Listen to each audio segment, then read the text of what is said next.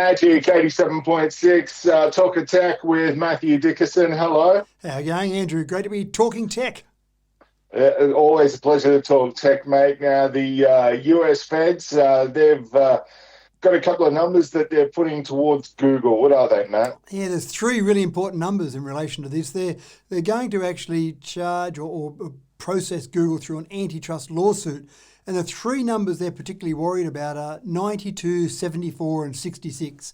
They sound a bit random. Bingo, that's it. Thank you very much. You're showing your age now. They sound a bit random, but 92.2 is the market share that Google has in terms of search engines. Bing's a very distant second at 2.8%, Yahoo 1.5%. So you've got some other little ones, Baidu, DuckDuckGo, but 92.2%. They've got huge market power and they flex their muscle when they want to. So that's the first number that the federal government is concerned about in the US. The second number is 74, and that's the percentage market share that Android has in the mobile phone market. So they've got 74%. iOS has got 24%, which is obviously iPhones. And essentially you've got some other little minor players. Samsung have got a mobile operating system that makes up a tiny percentage. Most of Samsung phones are using Android now, as are just about every other manufacturer apart from Apple. So 74% gives them a huge market share in the operating system market. And then in the browser market, 66.4% is the market share they have there. Safari comes in second at 16.7%. Way down, not even registering in the actual top five there, is Microsoft Edge. And what's particularly interesting about that is that the old Internet Explorer made by Microsoft was a subject, or Microsoft was a subject of an antitrust lawsuit itself. And the argument from the US federal government then was that Microsoft had an unfair advantage by bundling Internet Explorer with Windows, which didn't give anyone else a look in. So that was the process there. It's obviously worked because now Internet Explorer and Edge are bit players and Google Chrome's taking over that market. Yeah, it's kind of hard for. I mean, Google has now become part of the vernacular. It's not just something you use on the internet. It's a word, a verb, an adjective, however you want to kind of describe it. And it's kind of weird how they've become a part of the lexicon. You know what I mean? Yeah, you're spot on. And isn't that the ultimate aim? We all say we're going to put Vegemite on our toast, not yeast extract on our toast. So being a brand that becomes so intrinsic with society that people use that referring to the thing that they're doing is pretty impressive. So if I was Google, I'd be pretty happy about that. But they've got a bit of an issue to face with the US federal government. Now, paint. Apparently putting it on your house and could make it a bit cooler. Yeah, and look, logic says that if you've got a black car, it's probably going to be a bit hotter than a white car. So that seems pretty simple and pretty obvious. But there's some research being done on radiative cooling paint. So not just good old simple white paint, it's radiative. So the idea is to reflect as much heat as is possible in using technology and using the research that's being done. And they're at the point now where they're reflecting 95.5% of the heat hitting an object painted with this particular white paint. And that's pretty impressive. How does that translate? Well, that means that you could have an object, a car or the roof of a house, 10 degrees cooler than the surrounding temperature. And that's pretty impressive because when you think about temperatures getting up, maybe in our summers, 50, 60 degrees out in the open air, dropping that 10 degrees is straight away impressive. But also when you start to think of the wider implications, you can have less air conditioning, not even run your air conditioning at some temperatures, or less air conditioning, the environmental impact of that, the impact on your heating bills. So I think, cooling bills. So I think pretty impressive overall. We're not at the stage where this paint is in production yet. It's still being researched, but I think it's probably only about a year away before we'll see this start to roll out. I'd love the paint to get to where we don't have the ouchy Bernie stage when you get in the car. That is an interesting one. Probably the glass doesn't help as well for the ouchy Bernie. You jump in the car, the sun's been coming through the glass and hitting the seats, so it gets a bit vicious then. Yeah, no. Can we make that mandatory in all kind of leather, kind of bounded car seat cars, that they just use this paint for everything? So we don't have the ouchy. I even get the ouchy Bernie in my pleather, whatever thing that I've got in my mid-model Lancer. Or maybe it should be compulsory for an ouchy Bernie rating for cars to come out. Yes. Maybe we could do that. Can we get Choice to do a new survey and do the Archie Burney survey? I would so be into that. I, The I, Archie Burney survey. I think there's certainly some potential there. You get straight on to choice after we finish here. Yeah, we'll workshop it. We'll get your Archie Burney people to call my Archie Burney people. Excellent. The latest global speed test results therein, and how do we do, man? This is internet tests. Yeah, not good and maybe a bit better depending on which part of the internet we're talking about. Our fixed broadband, we've spent just a couple of dollars on this little NBN thing, Yeah. so we should be killing it in fixed broadband, you would think. Well, not quite. If you look at the overall broadband average speeds, fixed broadband speeds, 85.7 is the average download across the world.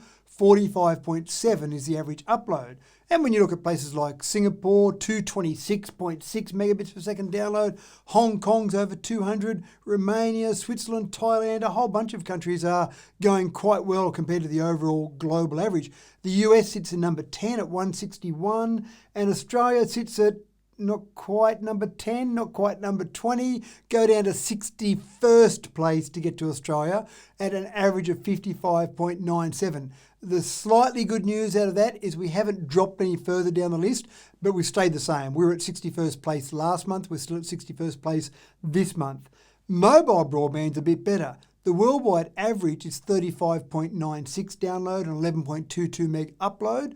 South Korea heads the list at 121. China's 113. The United Arab Emirates is over 100.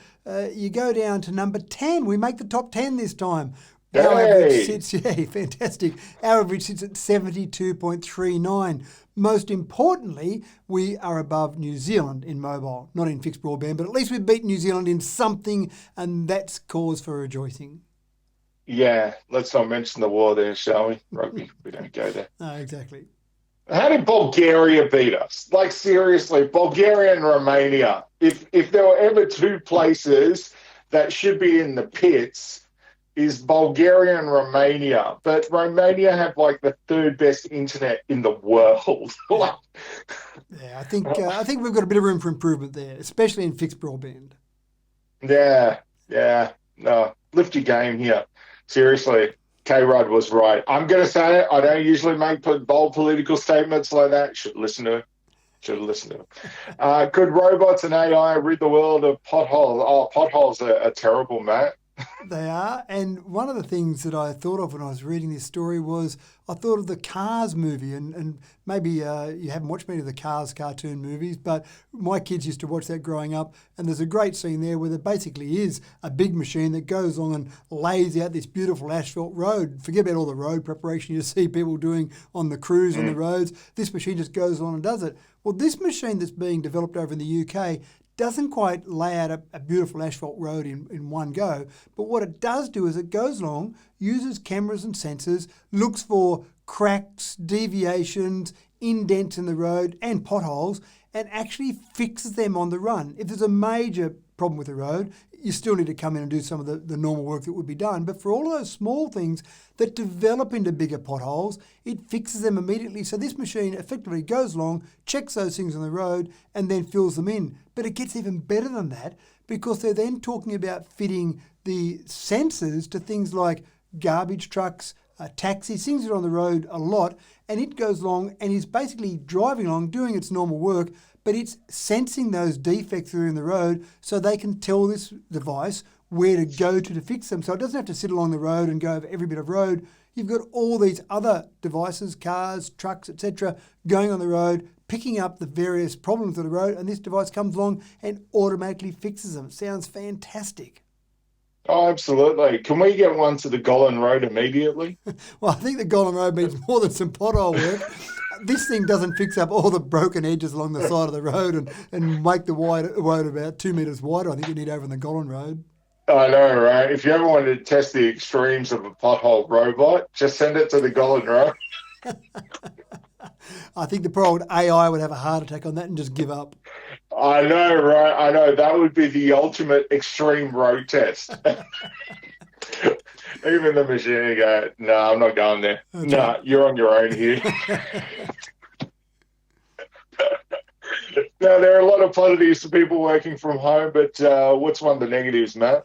One of the negatives, unfortunately, is cybercrime. There's been a huge spike in cybercrime across the world because so many more people are working from home. Now, the scary part is the estimated cost in the last financial year here in this nation alone has been $7.6 billion. That's the cost to companies from cybercrime. And when you look at the period where the pandemic was at its worst and most people were working from home, if you look at that April to June period, there was a 65% increase in cybersecurity incidents. And the scary part here is that we might think of cybercrime as a couple of teenagers sitting down in an underground bunker in a darkened room playing around on a computer. It's not that at all. This is big business. Cyber criminals have teams of workers that are effectively trying to work out ways to get into organisations and basically work out ways to extract money from them. So that's been a huge increase there from their perspective. And it's been a double whammy. The cyber criminals have increased their activity knowing that there are some potential ways to get in during COVID-19. And on the flip side of that, organisations that had nice firewalls and secure servers in a nice protected environment suddenly had all their employees going to homes where they had Wi-Fi that might not have been secure, they had internet connections that may not have had the same sort of security. Firewalls would have been a question mark next to a lot of those people. And so they're working in these less than ideal, less than secure environments. And of course, cyber criminals just rub their hands together and go attacking those and away they go. So that's where we've seen some of these major incidents. I think Toll, we've talked about Toll, for example, before. They've had 2 ransomware attacks during that sort of COVID, just before and during that COVID period. Lots of organisations have suffered from ransomware attacks, but just stealing information, stealing critical information, credit card information, stealing details from individuals. We've seen Service New South Wales suffer an attack, and ransomware, a whole range of different ways people have been attacked. So I love the idea of working from home. It's reduced our road toll, it's reduced the pollution on the planet, but unfortunately it's also increased the cyber criminal activity. Yeah, no, absolutely. I'm one of these people who works from home. We broadcast from home here at Magic 87.6. I love it, but sometimes my wife sits there and goes, "What are you doing all night?" And you know what? I'm not going to reveal what I do all night because that's none of your business, and I'm not saying it. It's lucky it's only on radio. Yeah. You don't want to know what I'm looking up.